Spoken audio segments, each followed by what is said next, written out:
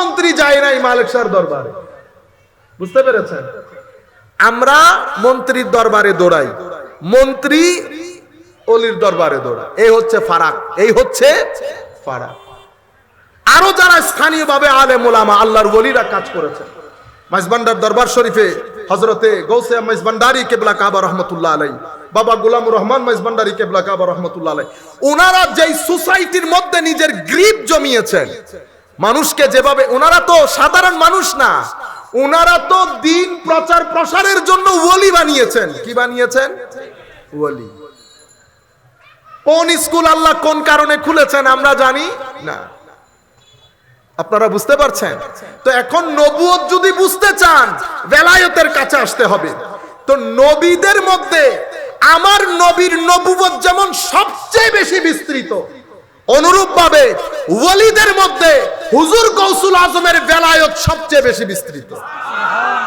আমার নবীর নবুয়ত যেমন নবুয়তের আকাশের পিকের মধ্যে, হুজুর গৌসুল আজম আব্দুল কাদের জিলানীও বেলায়েতের আকাশে, উনার বেলায়েতের মকাম সেই জায়গায় রয়েছে যেই জায়গায় নবুয়তের আকাশে আমার নবীর নবুয়ত রয়েছে।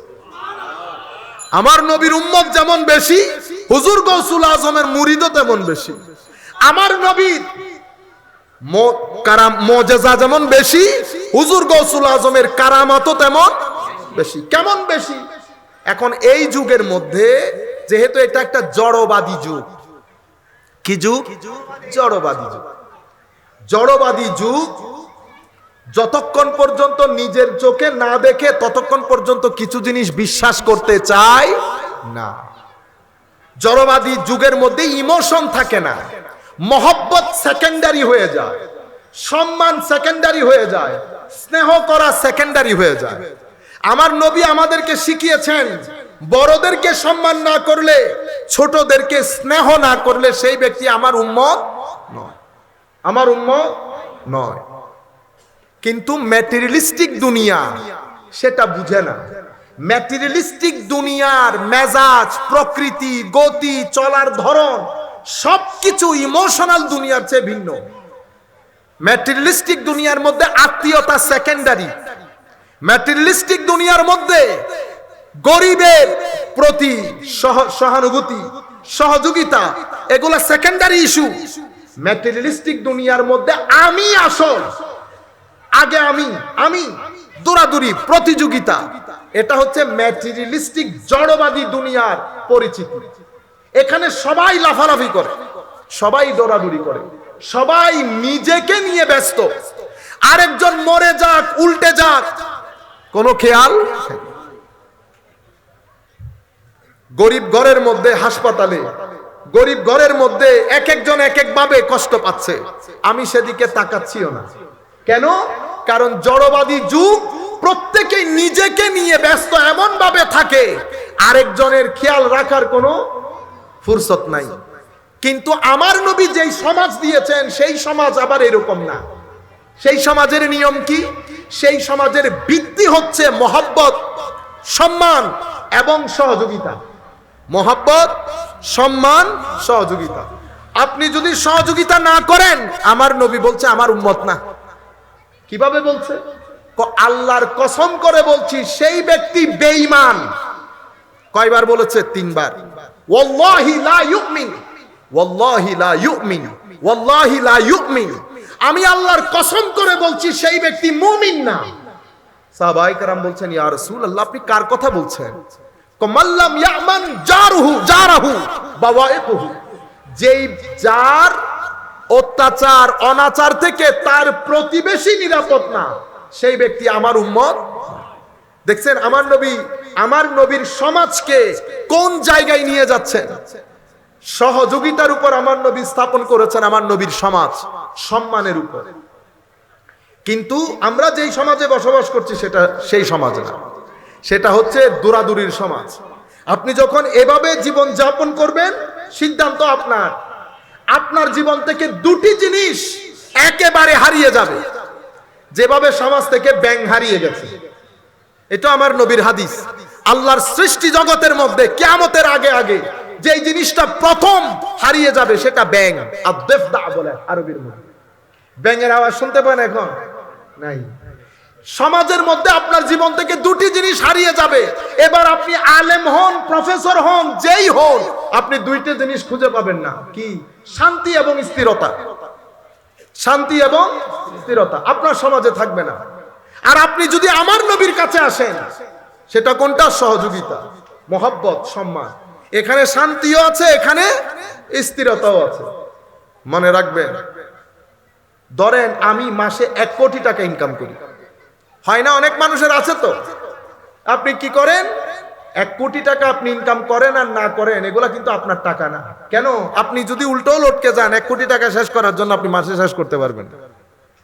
আপনি যদি ম্যাটেরিয়ালিস্টিক দুনিয়ার কাছে জিজ্ঞেস করেন কি করব, তারা বলবে খাও, রাখো, ইনভেস্ট করো। খাও, রাখো, ইনভেস্ট করো।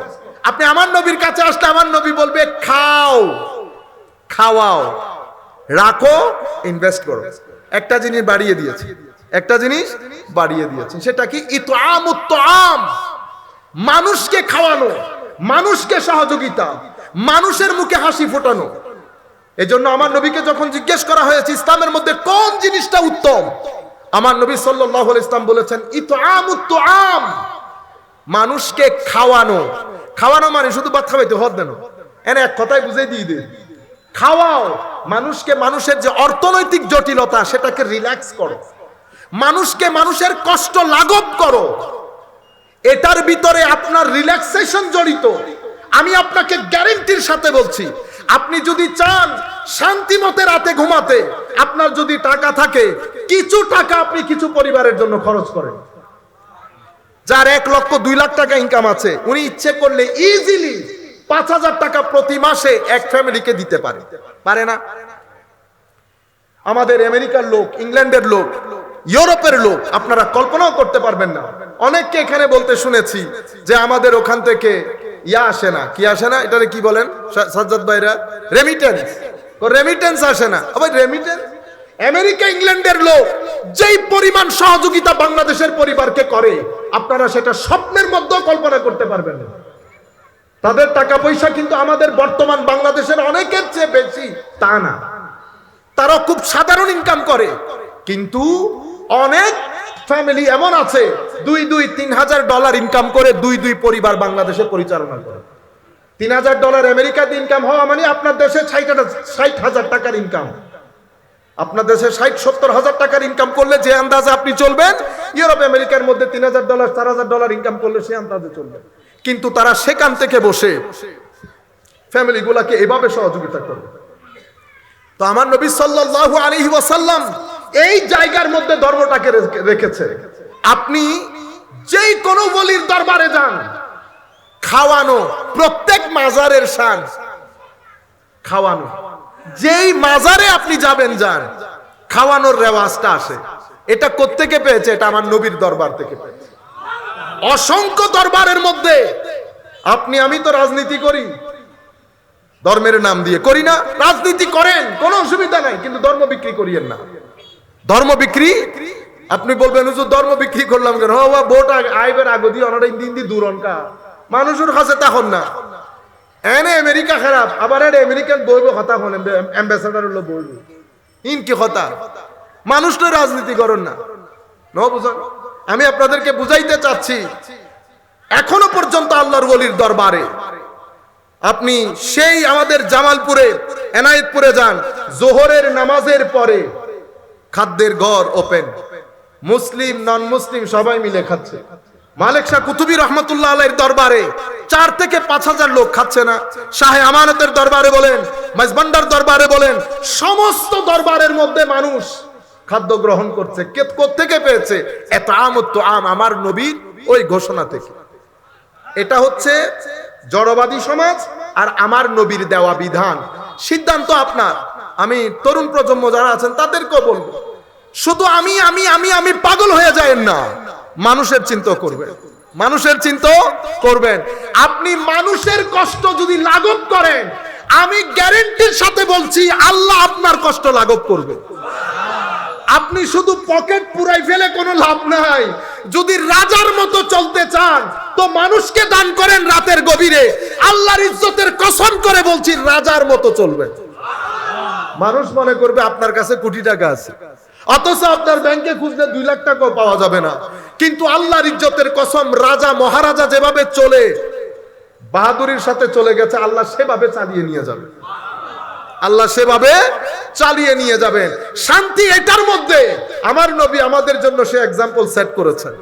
আমার নবী সে এক্সাম্পল আমাদের জন্য সেট করেছেন। কাজেই তরুণ প্রজন্মের কাছে আমরা বলবো, আমরা জড়বাদিতাকে না বলি। জড়বাদিতা পৃথিবীর বুকে মার খেয়ে গেছে। জড়বাদিতা ইউরোপকে অস্থির করে ফেলেছে। জড়বাদিতা ইউরোপের সমাজকে একেবারে সে আইয়ামে জাহেলিয়তের সমাজে পরিণত করেছে।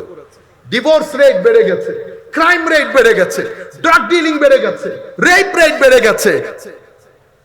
13 বছরের মেয়ে সন্ধ্যা 7টায় বন্ধু নিয়ে চলে যাচ্ছে, মা বাবা বাধা দিতে পারছে না। আপনারা কি আমাদেরকে চান সেই সমাজে নিয়ে যেতে? আমরা সেই সমাজে যেতে চাই না। কিন্তু বাংলাদেশের মধ্যে একটা জনমত তৈরি করা হচ্ছে কিছু মিডিয়ার মাধ্যমে, কিছু টক শো নামক কিছু শোর মাধ্যমে। কেন? আপনি দিন না জানলে দিনের কথা না বলেন, কোরআন না জানলে কোরআনের কথা না বলেন। যারা জানে, যারা বুঝে, যারা কম্পারেটিভ স্টাডি বুঝে, সেকুলারিজম বুঝে, ইসলামিজম বুঝে, তাদেরকে ডাকেন, জিজ্ঞেস করেন। আপনারা যে জিনিসগুলো বিহাইন্ড দ্য স্ক্রিন আছে মানুষকে তুলে ধরে। আমেরিকা, ইংল্যান্ড, ইউরোপ অনেক জায়গায় সফলতার সর্বোচ্চ চূড়ে অবস্থান করছে, কোনো সন্দেহ নাই। বিজ্ঞান বলেন, ডিসিপ্লিন বলেন, আখলাক বলেন, মুআমালা বলেন, এগুলা একেবারে আসমানি, আসমানি, কোনো সন্দেহ নাই। সেই কারণে তো আমরা সেখানে যেতে চাই। বুঝতে পেরেছেন? এটা পৃথিবীর নিজাম, এটা মাওলাই করিমের সুন্নাহ। আপনি যখন আখলাক, মুআমালা, ইলম এই 3-4টা জায়গায় নেতৃত্বে আসবেন, অটোমেটিক্যালি আপনার সভ্যতা প্রতিষ্ঠিত হয়ে যাবে। আপনি যখন এগুলা ছেড়ে দিবেন, আপনি সভ্যতা থেকে দূরে সরে যাবেন। জ্ঞান, চরিত্র এবং সুন্দর মুআমালা, এই 3টা হচ্ছে সভ্যতার বাহন। যখন যেই জাতি এটাকে আঁকড়ে ধরেছে, তখন সেই জাতি সভ্যতার চরম শিখরে আরোহণ করেছে।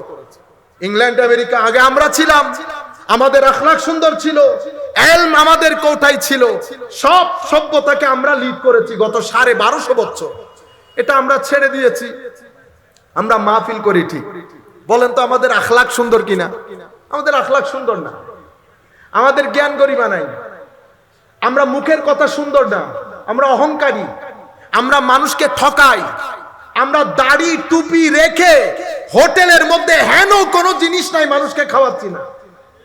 আপনারা বুঝতে পেরেছেন? ব্যবসার নাম দিয়ে ঠকবাজির এক বাজার গরম করেছে। 2 দিনে পয়সাওয়ালা হওয়া ইম্পসিবল। আপনারা বুঝতে পেরেছেন? যখন দেখবেন 3 দিনে পয়সাওয়ালা হয়ে গেছে, যখন দেখবেন যে কোনো ফ্যাক্টরি, যে কোনো ব্যবসা, এটা হতেই পারে না আপনি 3 দিনে পয়সাওয়ালা হয়ে যাবেন। যখন 3 দিনে পয়সাওয়ালা হয়, তো বুঝতে হবে সেখানে কি হয়ে গেছে, মিক্স হয়ে গেছে। সেখানে যতক্ষণ ঘামে জড়িয়ে টাকা ইনকাম করবেন না, ইয়ান ওয়াজ মাহফিল করিও যদি হয় 2 নম্বর। আপনারা বুঝতে পেরেছেন? আমি সবাইকে বলতেছি, আমি সবাইকে বলতেছি। সুতরাং আমাদের এখানে কোনো মানে কোনো কেউ জিজ্ঞেস করার নাই। 3 দিনে আপনি BMW তে চলে গেছেন। আমরা BMW চালাই না, চালাই তো এই দেশের মধ্যে মার্সিডিজ বেঞ্জের গাড়ি চালায়, কিন্তু আমরা কেউ জিজ্ঞেস করার নাই আমি ট্যাক্স কয় টাকা দিই, টাকাগুলো কোন দিক থেকে আসছে, কেউ কাউকে জিজ্ঞেস করার নাই। সমাজের মধ্যে গ্যাপ বেড়ে গেছে। আমার নবী সাল্লাল্লাহু আলাইহি ওয়াসাল্লাম সেটা চান নাই। আমার নবী এই জায়গার মধ্যে এসে একটা ইউনিভার্সাল ডিক্লারেশন দিয়েছে। সেটা কি?